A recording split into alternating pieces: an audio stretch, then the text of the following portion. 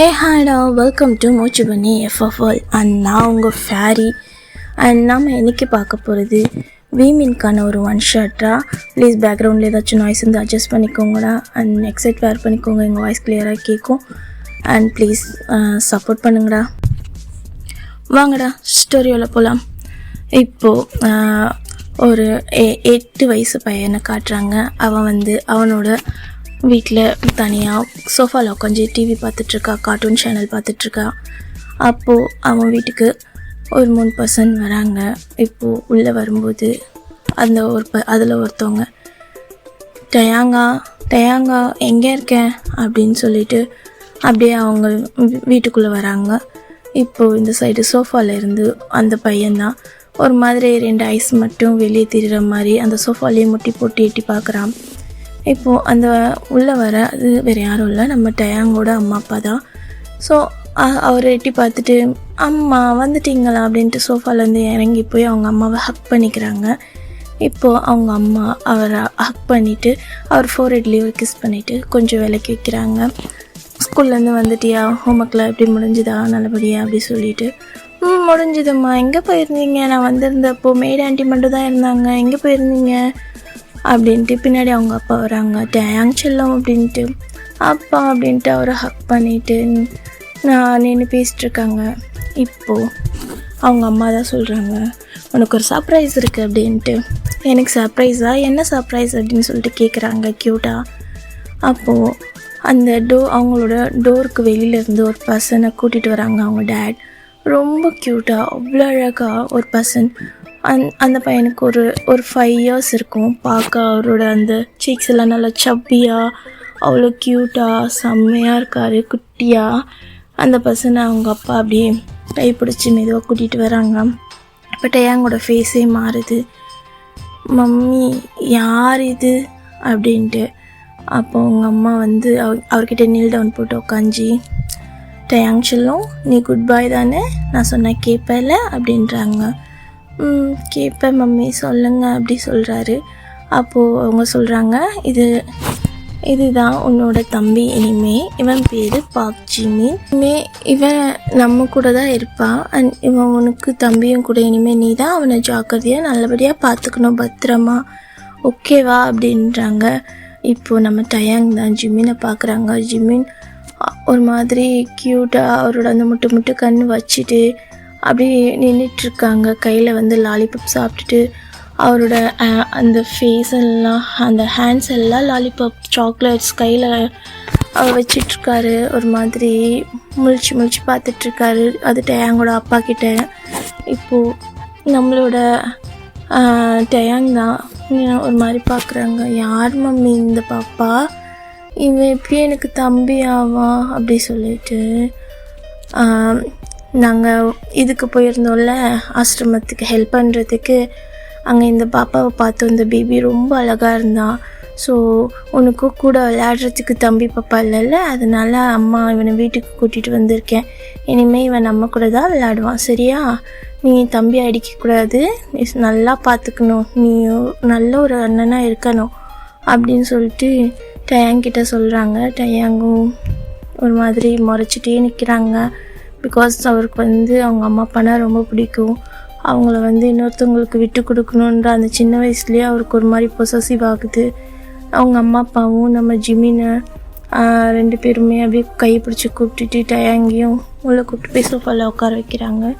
இப்போ அந்த பேபி தான் ஒரு மாதிரி அவங்க அம்மாவே பார்க்குது. அப்போது அந்த பேபிக்கிட்ட டயாங்கோட அம்மா போய் முச்சி பாப்பா, இதுதான் இனிமேல் உங்கள் வீடு, சரியா? நீங்கள் என்ன இனிமேல் அம்மான்னு கூப்பிடணும். எங்கே சொல்லுங்கள் அம்மா சொல்லுங்கள் அப்படின்னு சொல்கிறாங்க.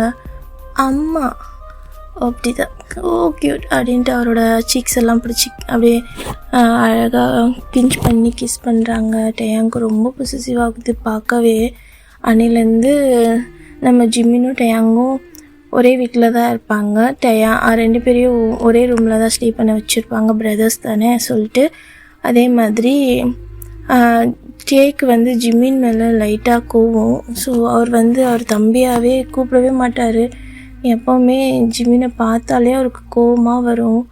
பிகாஸ் அவர் வந்ததுலேருந்து தான் அவரோட அந்த பாசம் வந்து குறைஞ்சிருச்சு. அவங்க ஃபேமிலியில் அவங்க அம்மா அப்பா அவன் மேலே மட்டும்தான் இப்போ ரொம்ப கேர் பண்ணுறாங்க. அவனை ரொம்ப இதுவாக பார்த்துக்கிறாங்க. இவரை வந்து கண்டுக்கவே மாட்டுறாங்க. அந்த மாதிரிலாம் அவரோட சின்ன வயசுலேருந்தே ஒரு மாதிரி மனசில் அப்படி ஒரு தாட்டு.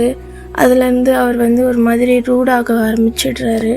இந்த சைடு ஒரு நாள் ஜிமின் வந்து 8th படிச்சுட்ருக்கும்போது நம்ம டயாங் வந்து 11th. அப்போது ஜிமின் வந்து என்ன சொல்கிறாங்கன்னா, இந்த மாதிரி டயாங்கண்ணா என்னை ஸ்கூலில் ட்ராப் பண்ணிடுங்களா, ஸ்கூலுக்கு டைம் ஆயிடுச்சு, டேடா கிளம்பி வாக் போயிட்டாரு அப்படி சொல்கிறான். ஏய், நான் எத்தனை வாட்டி சொல்லியிருக்கேன், என்னை அண்ணான்னு கூப்பிடாது, நீ ஒன்றும் என் தம்பி கிடையாது, நீ யார், நீ என்னை எதுக்கு தேவையில்லாமல் அண்ணன் கூப்பிட்றேன்னு சொல்லி ஒரு மாதிரி ரூடாக பேசுகிறாங்க. அப்போது பேக்ரவுண்ட்லேருந்து டயாங்கோட அம்மா தான் வந்து டயாங் வந்து ஒரு மாதிரி அதட்டுறாங்க. டயாங், எத்தனை வாட்டி சொல்கிறேன் அவன்கிட்ட அந்த மாதிரி நடந்துக்காதுன்னு சொல்லிட்டு. அவன் தம்பிடா, ஏன்டா இப்படி பண்ணுறமா, நான் சொல்கிறேன்ல அவன் என் தம்பி இல்லை, அவனை ஒன்றும் என்னால் தம்பியெல்லாம் பார்க்க முடியாது, நான் மட்டும்தான் உங்களுக்கு பையன் அப்படின்னு சொல்கிறான். இங்கே ஜிமினுக்கு ரொம்ப ஒரு மாதிரி அப்படியே ஐஸ்லாம் டியர்ஸ் ஆகுது. அவர் அழுகுறாங்க. டயாங் இப்படி பேசிட்டு போயிடுறாரு. இப்போ ஜிமினுக்கு அவங்க அம்மா தான் டயாங் அம்மா கூப்பிட்டு அப்படி பாட் பண்ணி கொடுத்துட்டு, வாட்செல்லாம் நான் கூப்பிட்டு போகிறேன், நீ விட அவன் சரியாயிடும், விட அண்ணன் தானே அப்படி சொல்கிறாங்க. அம்மா அண்ணா எப்போ பாரு என்கிட்ட சண்டை போட்டுட்டே இருக்கா, என்னை பிடிக்கலையா அண்ணாக்கு அப்படி சொல்லிட்டு கேட்குறான். அதெல்லாம் இல்லை, உனக்கு ரொம்ப பிடிக்கும், எப்போவுமே சும்மா அப்படி பண்ணுறா, ஒன்றும் இல்லை, சரியாயிடும் சரியா அப்படின்னு சொல்லிட்டு அவரோட டியர்ஸ் எல்லாம் அப்படியே வைப் பண்ணி விட்டுட்டு அப்படியே அவரை கூட்டு போய் ஸ்கூலில் விடுறாங்க. இப்படி தாண்டா அவங்க 2 பேருக்குள்ளேயுமே டயாங்கிட்ட அப்படியே ஒரு மாதிரி ஜிமின் மேலே லைட்டான வெறுப்பு வந்துகிட்டே இருக்குது. இப்போ ஜிமின் ரொம்ப சேட் ஆகிடுவாங்க. ஏன்னா ஜிமினுக்கு டயாங்னா ரொம்ப பிடிக்கும். அவங்க கூட விளையாட சொல்லி அடிக்கடி போய் கேட்பா அப்பப்போ. ஆனால் ஜிமினை வந்து மண்டையில் கூட்டுறது, ஒரு மாதிரி பிடிச்சி தள்ளி விடுறது, நான் ஒரு மாதிரி மூஞ்சி காட்டுறது, அவரோட ரூமுக்கு போனாலே அவர் ரூம் கதவை சாத்திக்கிறது, அந்த மாதிரிலாம் இருக்கும். அதனாலே ஜிமினுக்கு வந்து ஒரு கட்டத்துக்கு மேலே அவங்க தனி ரூம் கொடுத்துருப்பாங்க. டயாங்க்கும் ஜிமினுக்கும் வந்து பக்கமான ரூம் தான் கொடுத்துருப்பாங்க. ஆனால் ஜிமினுக்கு போர் அடிக்கும், ரொம்ப குட்டி பையன் தானே. ஸோ அவன் வந்து இந்த வீடியோ கேம்ஸ்லாம் டயாங் விளையாடும்போது போய் விளையாட போப்பான். அப்புறம் இந்த கிரிக்கெட்ஸு அந்த மாதிரிலாம் போகும்போது ஜிமின் அவர் சேர்த்துக்கவே மாட்டார். ஒரு மாதிரி ரூடாகவே இருப்பார். ஜிமின் எப்போவுமே அழுத்திட்டே இருப்பார். ஆனாலும் அவர் வந்து ரொம்ப அப்படியே ரொம்ப இன்னசென்ட். அதனால் அவருக்கு எதுவுமே தெரியலை. அதுவும் அவர் வெறுக்கிறதுல அவருக்கு என்னென்னு தெரியாது. ஆனால் அவர் வந்து டயாங்கியே சுற்றி வருவாங்க, அண்ணா அப்படி சொல்லிட்டு. எனக்கு இது பார்க்கும்போதே ரொம்ப கோவம் வரும். இப்படியே தான்டா நம்ம ஜிமின் 12th படிக்கிறாரு.